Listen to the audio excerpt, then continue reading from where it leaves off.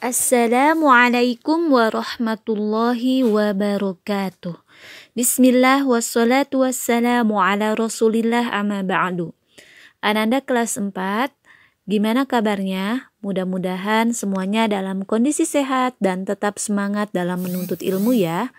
Hari ini kita akan masuk ke Mapel IPS, bab 3 mengenai sumber daya alam.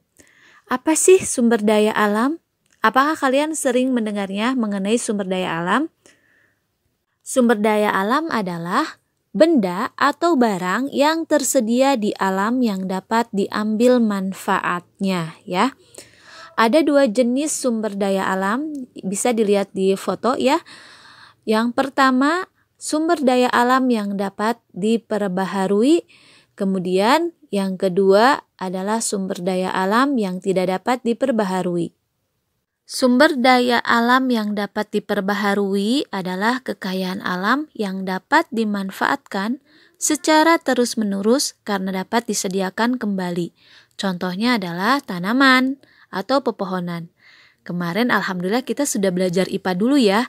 Jadi kenapa sih kok tanaman atau pepohonan bisa disediakan kembali? Karena mereka berkembang biak ya. Berkembang biak itu melestarikan keturunannya ya, mereka bisa berkembang biak, makanya bisa disediakan kembali.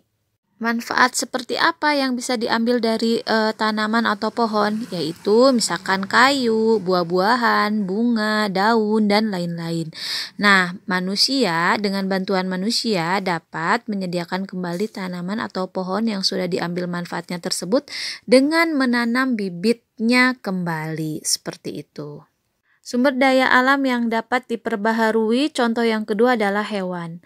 Manfaat apa yang dapat diambil dari hewan? Yaitu daging, kulit, telur, susu, dan lain-lain. Manusia dapat menyediakan kembali hewan yang sudah diambil manfaatnya dengan mengembangbiakan di peternakan-peternakan atau kebun binatang.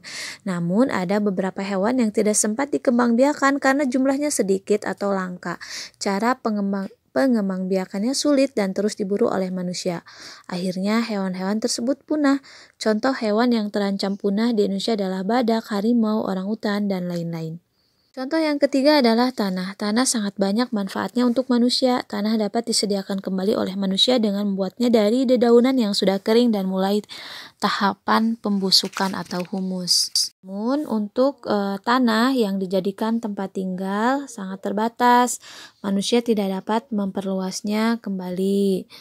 Oleh karena itu, kalau di perkotaan untuk tempat tinggal banyak bangunan yang dibuat berupa apartemen atau rumah susun ya. Contoh yang terakhir itu adalah air. Air merupakan salah satu kebutuhan pokok manusia. Air termasuk sumber daya alam yang dapat diperbaharui karena manusia dapat menyediakan kembali dengan sebuah teknologi. Dengan teknologi manusia dapat membuat hujan buatan. Bisa dilihat di halaman 40 ya.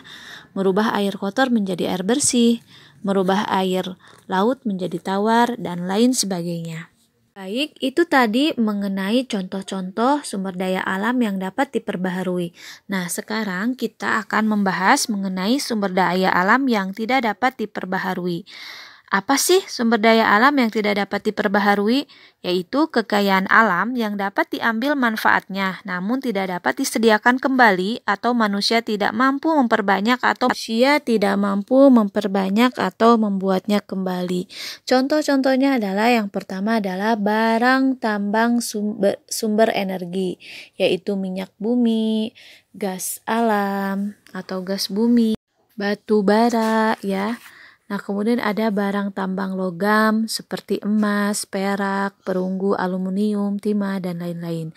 Kemudian ada barang tambang bukan logam, contohnya pasir, sebagai jenis batuan, intan, berlian, batu akik, belerang, tanah liat, dan sebagainya. Baik, alhamdulillah itu tadi pembahasan mengenai sumber daya alam. Mudah-mudahan dapat dipahami semua oleh Ananda. Apabila ada hal yang ingin ditanyakan, silakan bertanya via Wapri. Budani tutup dengan wassalamualaikum warahmatullahi wabarakatuh.